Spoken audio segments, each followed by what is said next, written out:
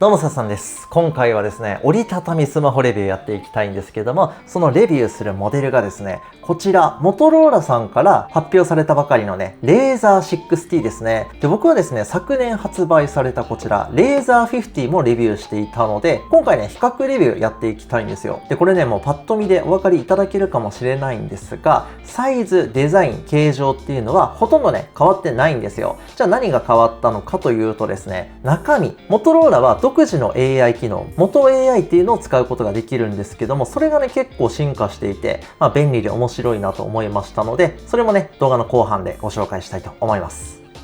はい、じゃあまずはですね、こちらの表を見ながら価格とかスペックの違い見ていきたいと思います。価格についてはね、販売されているストアによって若干違うと思うんですけども、モトローラ公式オンラインストアの場合はですね、昨年と価格は全く同じになってます。これは結構嬉しいですよね。で、ディスプレイのスペック、これはメインディスプレイとアウトディスプレイ、どちらもね、変更されてないみたいです。スペック表だけの話なんで、もしかしたら内部的なね、パーツとかが違ってる可能性はあるんですけども、基本的にはね、ほぼ同じような感じ。で、カラーバリエーション。今ね、僕の手元にあるのは、ライトスカイホワイトっていうね、すごく爽やかなね、カラーの端末なんですよ。触り心地は結構サラサラしていて、素材がね、アセテート CMF というものだそうですね。僕もわかんなかったんですけど、調べたら合成繊維みたいなね、素材だそうです。で、その他にもレーザー60、ジブラルタルシーネイビーとパルフェピンクの2つ選ぶことできるんですが、その2つについてはね、素材がレザー調になってるんですよ。ちなみに今手元にあるレーザー50、これね、コアラグレイっていうカラーなんですが、これもね、ちょっとレザー調のね、しっとりとしたね、滑らかな触り心地だったんですね。これね、好み分かれるかもしれないんですけど、単純に持ち心地とか触り心地で言うと、僕はね、レザー調の方がね、いいなと思いました。ただやっぱりレザー調じゃない方が汚れとかにはね、強そうだなと思います。はい、次にカメラについて、これもアウトカメラ、インカメラともにね、同じような構成になってますね。で、バッテリーは、レーザー50が 4200mAh だったところ、レーザー60が 4500mAh と、若干上がっているので、バッテリーの持ちはね、ちょっとだけ良くなってるんじゃないかなと思います。サイズについては全く同じで、重量はね、バッテリーが増えた分なのか、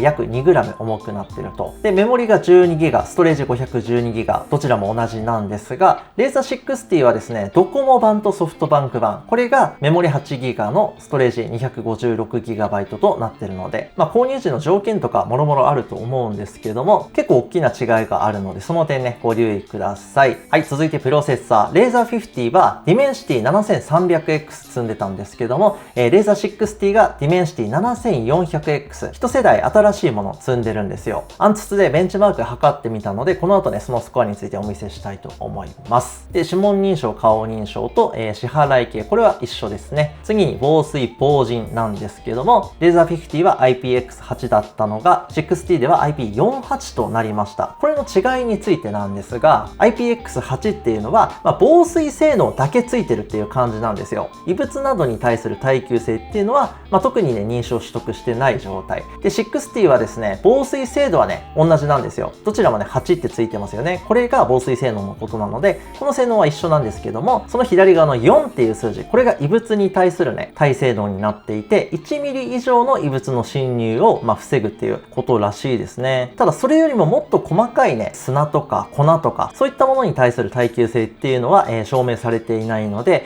例えば砂浜でガシガシね、なんかアクションカメラみたいな使い方するとか、そういうのはね、気をつけた方がいいんじゃないかなと思います。はい、そして最後、付属品のところなんですけど、どちらもね、これカバーついてるんですよ。レーザー50はですね、こういうカバーがついてました。端末コアラグレイとほとんど同じ色合いのね、カバーがついていまして、60もね、これ同じですね。本体とほぼ同色のね、カバーがついてます。せっかくなんでね、つけるとどんな感じか見ていただきましょうか。はい、こんな感じですね。カラーがほとんど一緒っていうこともあって、結構ね、雰囲気は変わらずにね、使うことができますね。これで本体は傷とか衝撃からね、守ってくれるんですけども、ヒンジ部分はね、剥き出しのままなので、こっからね、落としたりとかはしないようにね、気をつけるようにしましょう。あと、この表ではわからないんですけども、冒頭でも言った通り、レーザー60は元 AI の機能がね、結構進化してるんですよ。これはね、後で実演してみたいと思います。はい、次にベンチマークスコアについて、今回アンツツ3回連続でね、回してみました。なんで3回連続なのかっていうと、ベンチマークテストって端末に結構高い負荷がかかるので、それによる発熱でね、性能低下したりするんですよ。その低下の幅も見たいということで3回ね、回してみたんですけども、結果がこんな感じになっております。まず1回目、これはレーザー50の方がなぜか高いね、結果が出たんですよ。項目を見てみるとですね、レーザー60 GPU のスコアがね、なんか思ったより出なかったんですよね。これバグなのか何なのかちょっとわかんないんですけども、2回目と3回目は、レーザー60の方がね、やや高いスコアが出てました。ただ全体としてね、そこまでレーザー60の方が、高い性能出てるっていう感じではなかったんですね。これね、搭載プロセッサが Dimensity 7300X から 7400X。一世代新しいものになってるっては言ったんですけども、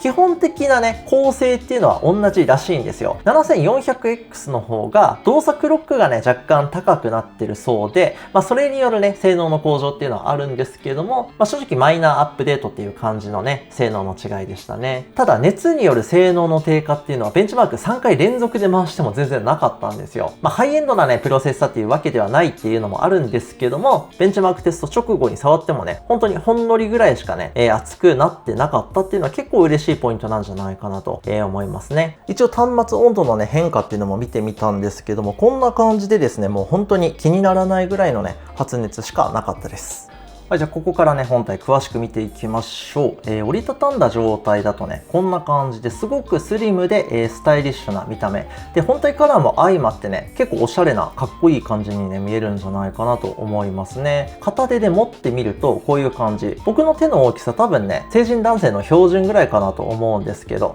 しっかりね、収まってくれるような、サイズ感で、女性でもね、大きすぎるっていうことも、ないんじゃないかなとは思いますね。で、閉じた状態のまま自然にね、右手の親指で電源ボタンとか音量ボタン操作できるような配置になってますね。このアウトディスプレイの機能についてもね、後でご紹介したいと思います。じゃあちょっと開いてみましょう。はい、こんな感じですね。メインディスプレイのサイズ 6.9 インチなんですけども、この横幅がね、すごく広いっていうこともないので、結構ね、持ちやすいサイズ感なのかなというふうに思いました。で、開いた状態だと端末のね、電源ボタンと音量ボタンが若干上の方に行くので、ちょっとね、指を意識して伸ばしてあげないと、ボタンは押しにくいかなっていう感じ。どちらかというと閉じた状態の方が、ボタン押しやすいですね。あとこの電源ボタンは指紋認証機能ね、搭載されてるんですよ。ちょっと精度で見ていただきましょうか。はい。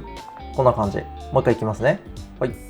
かなり精度高いし、解除のスピードも速いので、外出先でね、マスクしたままロック解除したいとかっていう人にもね、非常に便利なのかなと思います。その分ね、画面内には指紋認証搭載されてないので、指紋でね、ロック解除するっていう時は、基本的に必ず右手でね、解除するということになるので、その点はね、ご留意ください。で、本体上部には、マイク、左側上部には SIM カードスロットがついてると。SIM カードは物理 SIM1 枚入れることできますね。もちろん eSIM にも対応してるので、合わせてね、デュアル SIM で使うことができます。で、最後、本体下部が USB Type-C、スピーカー、マイクと。充電については対応している充電器と組み合わせて使うことで最大 30W 充電可能になってるんですよ。結構早いので急いでる朝とかにね、もし充電忘れてたなんていう時でも安心できますし、15W のワイヤレス充電にも対応してます。で、見た目はですね、レーザー50と、全く同じなんですけども、実はですね、これヒンジが改良されてるそうなんですよ。レーザー60は耐久性の高いね、チタン製のヒンジプレートっていうのが採用されてるそうですね。開き心地もすごく滑らかで、閉じる時もね、こう、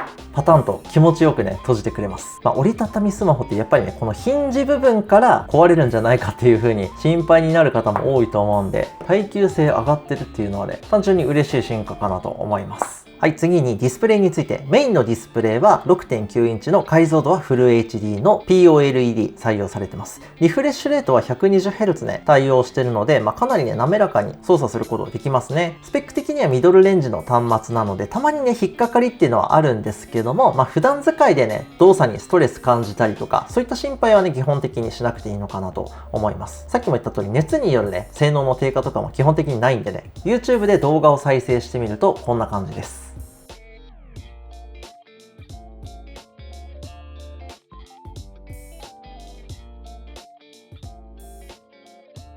続いて内蔵スピーカーで音楽を流してみるとこんな感じ。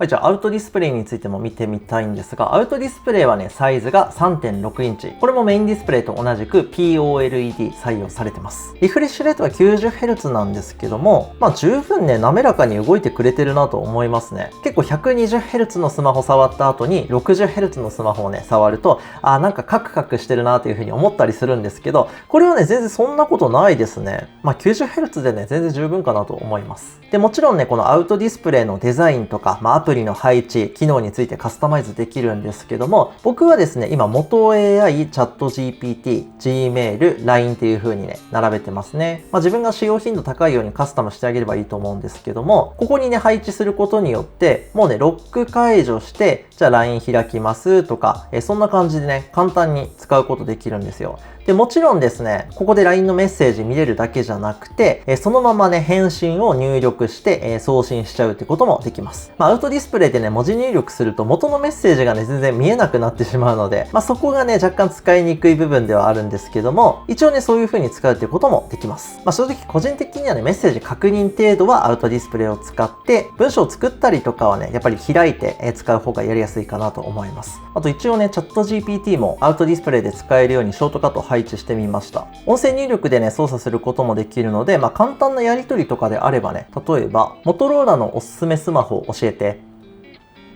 今ね、キーボード下に行ってないんですけど、このね、左下の矢印タップすると、こういう画面になるので、メッセージ見たりできますね。アウトディスプレイ 3.6 インチなので、そこまでね、長文を読むのにはあんまり適してないかなと思うんですけど、簡単な調べ物するぐらいであれば、全然ね、十分かなと思いました。で、もちろんね、Android なので、ジェミニもね、使うことできるんですよ。電源ボタン長押ししてあげると、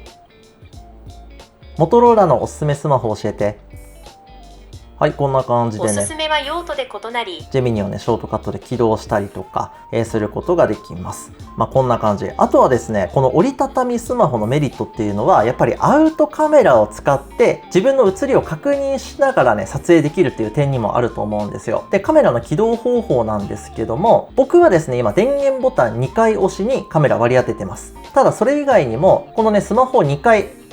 こう振るとですね、カメラ起動できるようになってるので、例えばですね、電源ボタンの2回押しとか長押しは別な操作に割り当てたいという方で、カメラね、すぐ起動したいという方は、ここのショートカット置いといたりとか、あとは今みたく、こうやってスマホをね、2回傾けてあげて、起動するとか、そういった使い方がいいのかなと思います。で、それ以外に個人的にいいと思ってる使い方っていうのは、閉じた状態での音楽再生ですね。別に音楽聴くぐらいであれば、全然ね、開いた状態じゃなくてもいいじゃないですか。あと、このアウトディスプレイで遊べるミニゲームみたいなやつも入ってて、これがね、また遊び心があって、結構ね、楽しくて好きなんですよ。いくつかね、種類あるんですけど、僕はね、この迷路のやつが、一番好きですね。単純に便利ってだけじゃなくて、見た目もやっぱり可愛いし、まだ折りたたみスマホってね、めちゃくちゃ普及してて、誰でも持ってるとかっていうわけじゃないので、飲み会の席とかね、人に会ったりなんていう時に話の種になるっていうのもね、一つのメリットかなと、個人的には思いますね。で、Android のバージョンなんですけど、Razer 6T は Android 15ですね。50は14だったので、一つ新しいバージョンになってます。ただ操作性についてはね、ほとんど変わらないかなっていう感じですね。で、上からスワイプした時のね、画面なんですけども、こういう感じになっていて、今通知はないんですが、左上からスワイプしても、右上からスワイプしてもね、同じ画面になってます。これね、Android でもメーカーとか機種によっては、例えば右上からスワイプしたらこういう設定だけ出て、左側からスワイプしないと、通知見れないとかね、あるんですよ。個人的にはそれあんま好きじゃないんですけども、こういう風にね、どっちからスワイプしても一緒っていうのが結構使いやすくてね、気に入ってます。操作性割とシンプルだと思いました。気になる点としては、このアプリの並び替えですね。例えば右手のね、人差し指でこういう風にアプリ移動の選択をしました。で、これをですね、移動するにはアプリを端っこにね、こうやって持っていかないとダメなんですよ。できれば右手でね、このアプリホールドした状態で、左手でね、この画面移動っていうのができればいいんですけど、それにはね、残念ながら対応してないです。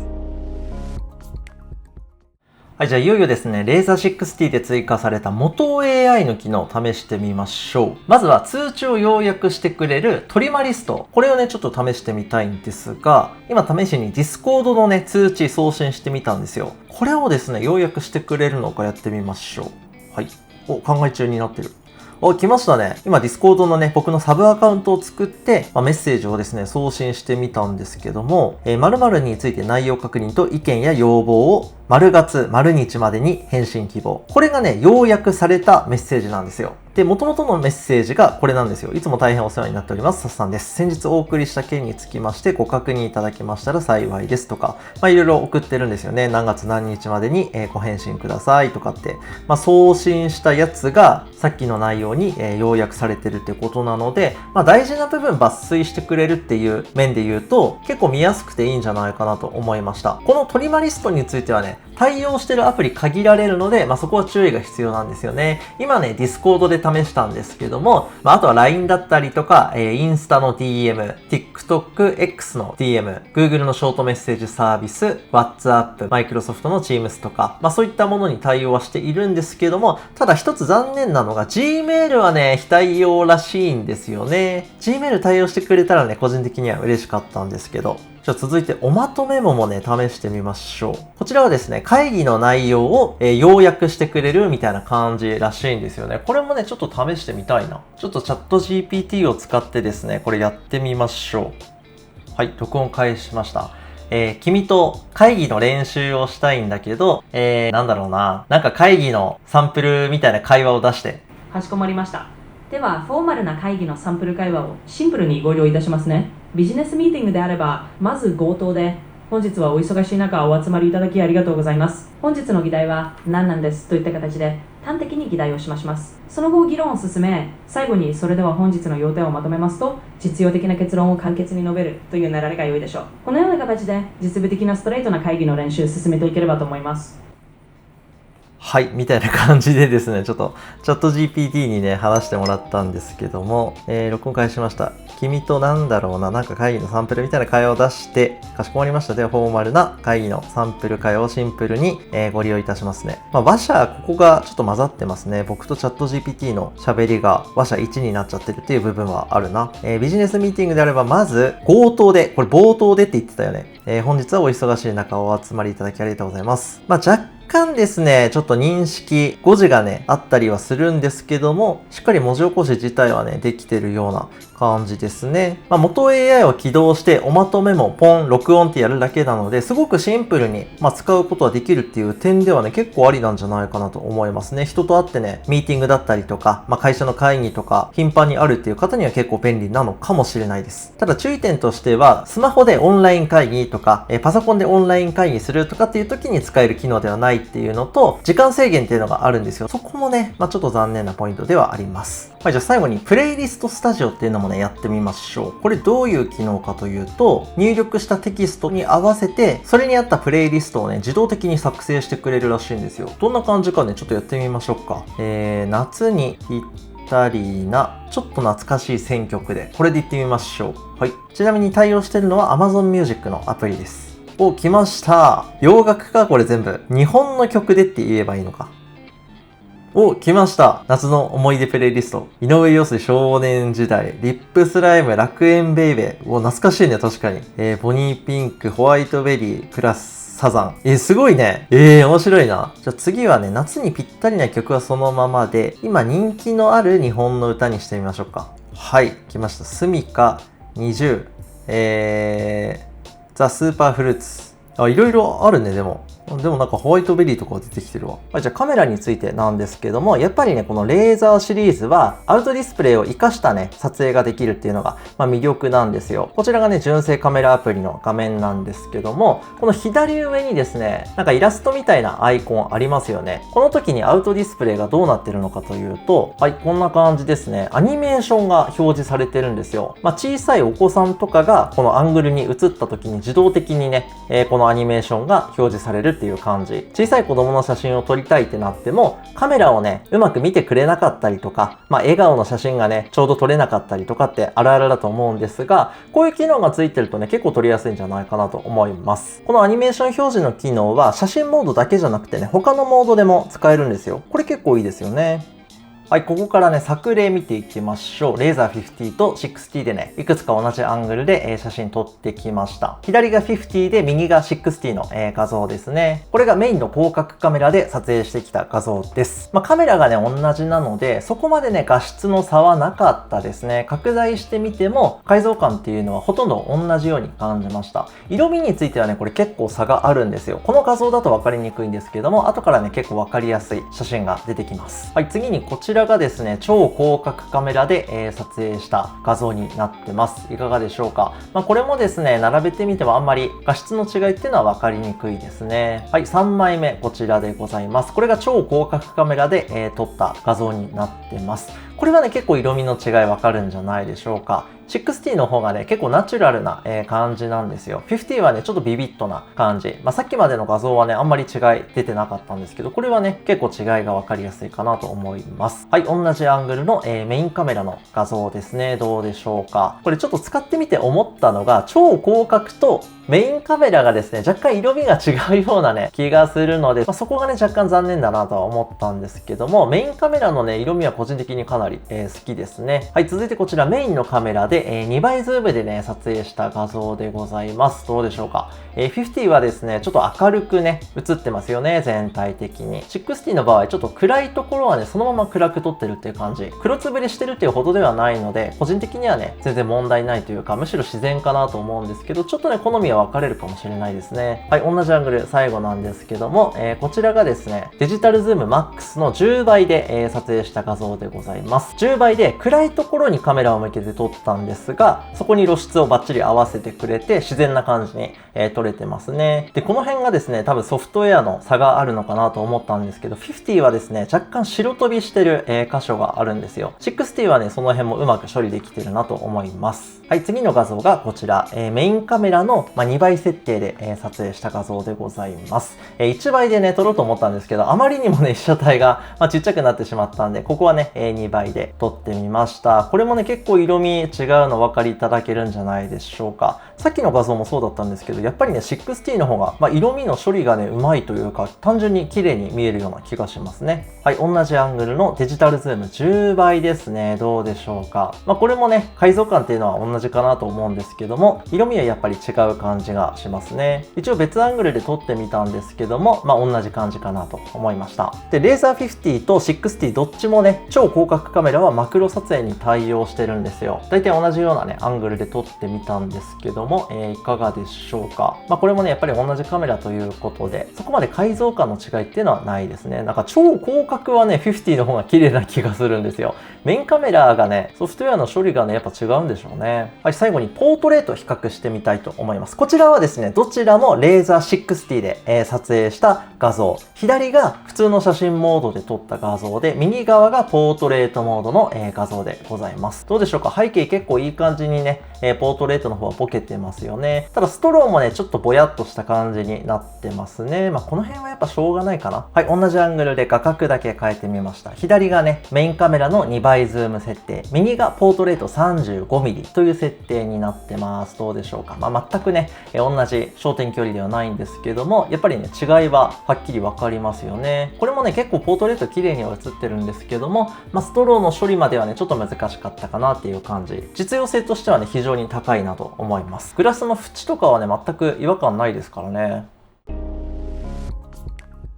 はい。というわけで今回はモトローラから新しく発表されたレーザー60最新のね、折りたたみスマホのレビューでございました。ここまででね、お分かりいただけたと思うんですけども、50からがっつりね、スペックアップ、デザインとかもガラッと変えてきたっていうよりは、マイナーチェンジっていう感じですかね。50の頃からね、かなり完成度高かったので、その部分をね、活かしたまま AI 機能だったりとか、ソフトウェアの部分でね、アップデートされた機種っていう感じ。正直もう50持ってるっていう方であんま AI とかね、興味ないっていう場合はね、乗り換えるほどではないかなとも思うんですけど、今折りたたみスマホね、検討している方、かつあんまりゲームしない、スペック的にはハイエンドじゃなくて十分っていう方のね、選択肢にはぴったりなんじゃないかなと思いましたね。こんな感じで私さん普段からガジェットレビュー動画たくさんアップしてますので、もしよろしければチャンネル登録と高評価で応援していただけますと嬉しいです。それでは次回の動画でまたお会いいたしましょう。バイバイ。